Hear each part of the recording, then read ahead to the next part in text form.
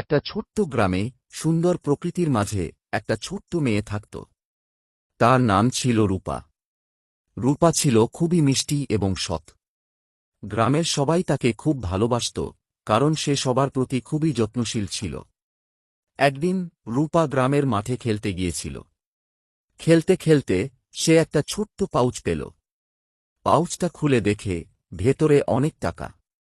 রূপা ভাবল, এটা নিশ্চয়ই কারো হারিয়ে গেছে। সে পাউচটা নিয়ে তৎক্ষণাৎ গ্রামের প্রধানের কাছে গেল। গ্রামের প্রধান ছিলেন একজন বয়স্ক মানুষ, তার নাম হারাধন কাকা।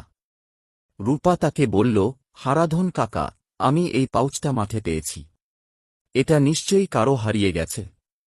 আপনি কি দয়া করে এটা সঠিক মালিককে ফিরিয়ে দেবেন? হারাধন কাকা রূপার সততা দেখে খুব খুশি হলেন। তিনি বললেন, রূপা, তুমি সত্যিই খুব সৎ মেয়ে। আমি অবশ্যই সঠিক মালিককে এই পাউচটা ফিরিয়ে দেব। কিছুক্ষণ পর গ্রামের এক মহিলা, নাম মিনা, এসে কাঁদতে কাঁদতে বললেন যে তার পাউচ হারিয়ে গেছে। হারাধন কাকা তাকে পাউচটা ফেরত দিয়ে বললেন, মিনা, রূপা এই পাউচটা পেয়েছিল এবং তোমার কাছে ফিরিয়ে দিয়েছে। মিনা রূপার সততা দেখে অবাক হলেন এবং তাকে অনেক ধন্যবাদ দিলেন। তিনি রূপাকে বললেন, রূপা, তুমি খুব ভালো মেয়ে।